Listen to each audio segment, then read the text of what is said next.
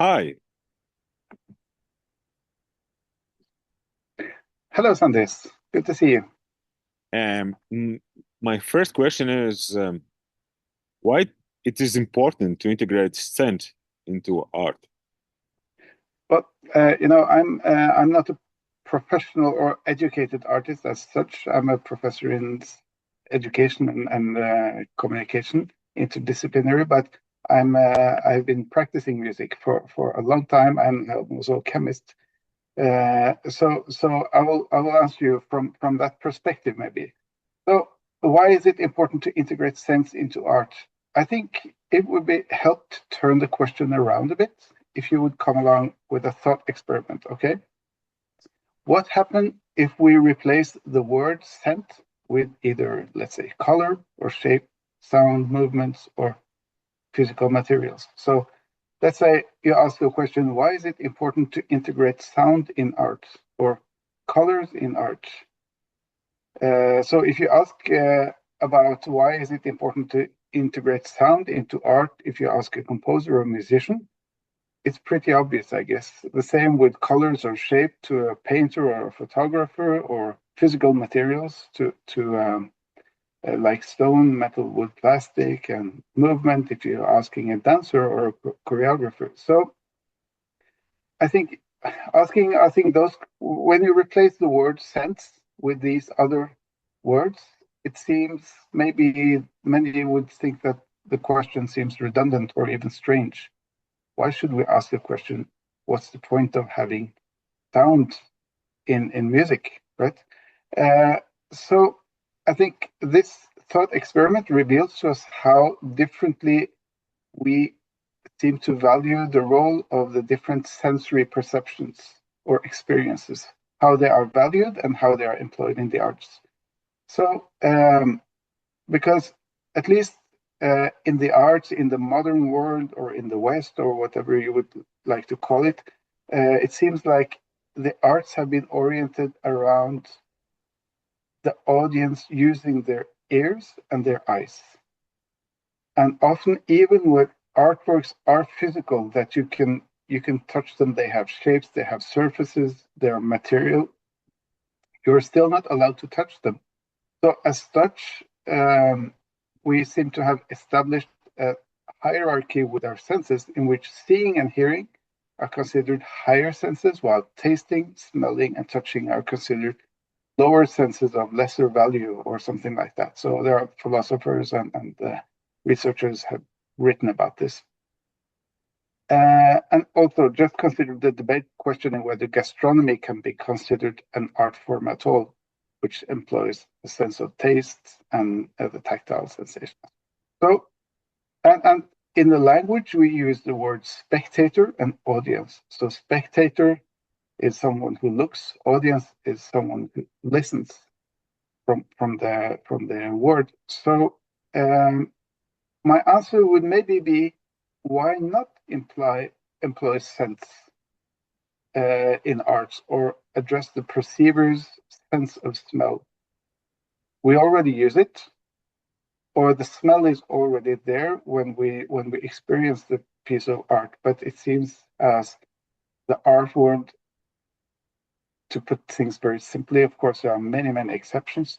The art world does not seem to value the sense of smell, although it's all already there and we are already using it. So yeah, that's my answer. And what sense could enhance for audience perspective or for spectator perspective? What Well, kind of what things? yeah, I see your point. And if I'm going to be like this difficult professor, I would turn your question around again, maybe, because if we're talking about the sensory hierarchy I already talked about, uh, if we value the our sense of smell uh, higher, or closer to how we value our sense of vision and hearing and so forth, uh, maybe I would not talk about sense to enhance perception of an artwork, rather than asking, something like, how should I say it? Well, if the smelling is becomes just as important as seeing, then we would not degrade the sense or the smelling to a supporting thing to the seeing, but it has its own value on par with the other senses. So then I would not talk about enhancing, but I would just say something about that the smelling of an artwork is in itself a value that is high enough. So we don't need it to be a supporter for the other senses. Good. Maybe you can give some example of some artwork which use sense and which is good example or strong example for you. I have experienced, I think the most defining moment for me with artworks involving smells was one positive and one very puzzling experience. The very positive experience was when I when we visited an exhibition of the scent artist Cecil Tolos. She had taken over a whole museum in Oslo with a lot of scent art pieces, and some of them were more sort of purely scent.